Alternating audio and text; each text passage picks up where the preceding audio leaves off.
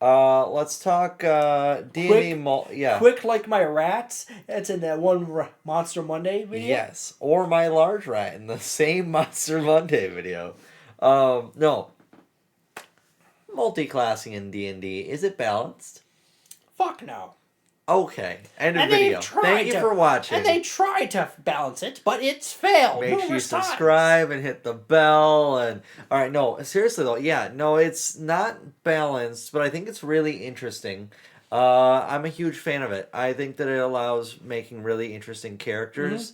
I don't think it's balanced though, especially at like your more low to intermediate levels. I think at by like level 20, none of the fucking shit matters, right? Yeah.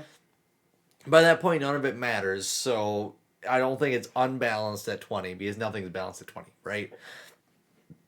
But you definitely get a lot more optimization with multi-classing at low levels. Not balanced. Really fun. You can make really cool things. Not balanced. Oh yeah. Just like my brother's Thrycreen, who happened to have been a ranger, rogue, druid, and monk. Yes. All right. Do you have anything else to say on multi-classing? Otherwise, that's probably it. Every tabletop role playing game system has its own range of tolerance or balancing to multi-classing. In Dungeons and Dragons 2014 and 2024, you have a hard time bad breaking a character in those systems. You Yep. might end up with a situation where you don't progress as effectively along as you would like to, and you might lose out on some high end stuff of as you level up. So like mixing, say like a wizard with a rogue, is a really nice combination in early and mid levels. But once you get into the high levels, Then you're you're not doing anything yeah effectively. you're losing out on your ninth and your eighth level and ninth level spells, Yeah, and and the what's it called? The capstone. and the capstones on that. But some cases where with some classes that's not even a big deal. Like if you mix X fighter and some other class as another martial Yeah. class, it's not that big of a deal. Like if you mix fighter and rogue, Yeah. that's still a good combination even into high levels. Yeah. All right. So you get that, but say like in a system like Pathfinder Second Edition, it's way more balanced because they have instead of like the multi-classing system like in Dungeons and Dragons Fifth Edition, Yes. 2014 and 2024, you have a archetype system where you're still playing. Say like if you're playing a fighter, you're still playing a fighter, but you pick feats that make your character slightly more wizard Yeah. or slightly more artificer, or which is also known as a inventor or a alchemist, depending on which way you want to go, Yeah. and so forth. In Dungeon Dragons Fourth Edition, you had a similar thing where you basically picked feats that basically granted you options of picking other stuff from other classes, and in Dungeons Dragons three third edition and 3.5, you had a situation where you could pick between multiple classes, but you had a rule set that caused you to have a penalty on experience points for having a great golf in your levels. Okay. So if you say like you were playing a barbarian Yeah. and you wanted to add fighter levels, you had to keep your fighter and barbarian levels close to each other. Or you run Otherwise, into issues. otherwise you start getting a penalty unless Interesting. your species or race had a favoritism towards one of those, or it's called a favored class, Yeah. which then that no longer factors in. So Okay. like if you're playing I'm having a brain fart right now. Say like you're playing a I would say you should consider subscribing.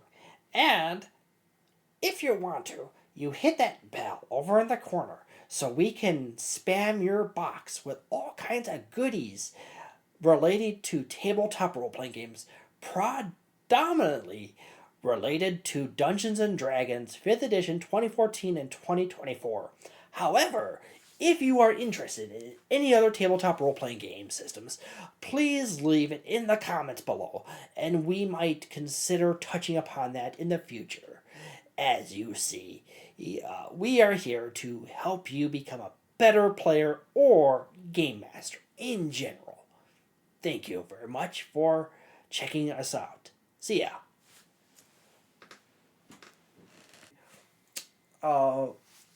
A wood elf that I think would have ranger, if I remember correctly, as your favorite class. Yeah.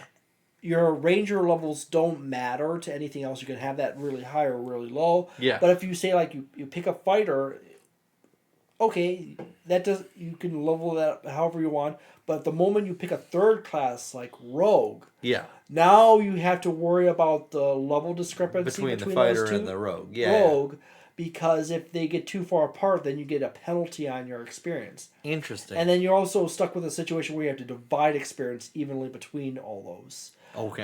In older editions like original Dungeons and Dragons, and I even think advanced Dungeons and Dragons, you by default every level you had to divide it up, but you had to pick whatever class you wanted to level up. Okay. And then in that case, is you ended up with a situation where you only had the features of that class you were playing at that current moment. Yeah, that's a rough situation to be in. Yeah, it was hard attempts to balance that aspect. Yeah. But it never worked out very well. It doesn't sound like it would. The most efficient balancing act I've ever seen in a class system was basically Pathfinder's 2nd edition. Yeah. Both the regular and the remaster, and Dungeons and Dragons 4th edition, which basically turns your second class option into a feat system.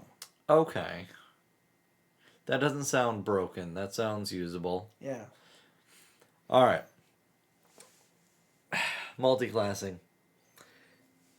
It's not fun. balanced. Very fun though, and balanced later on.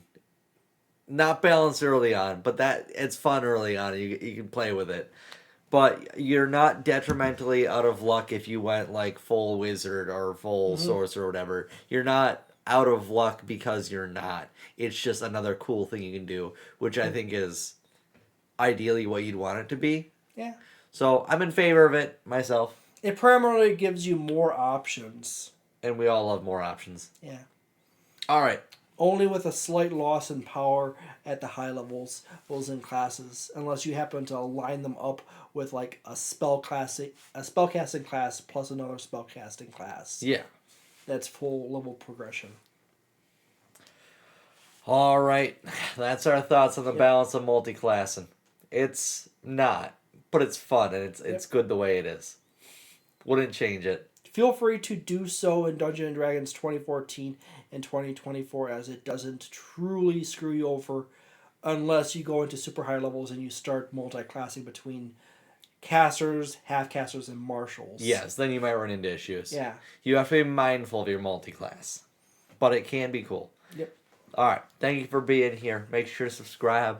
I think there's a bell button somewhere. Yeah, there's a or bell. a gong. A bell or a gong or something like that.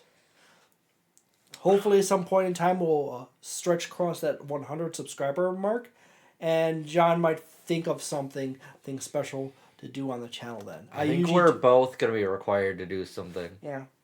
What I usually do on my tabletop gaming channel is I usually have a sassy puppy walk video. You can do a or puppy a walk live video. stream. That's fair. Yeah. All right. We'll see you guys next time. You have a wonderful day.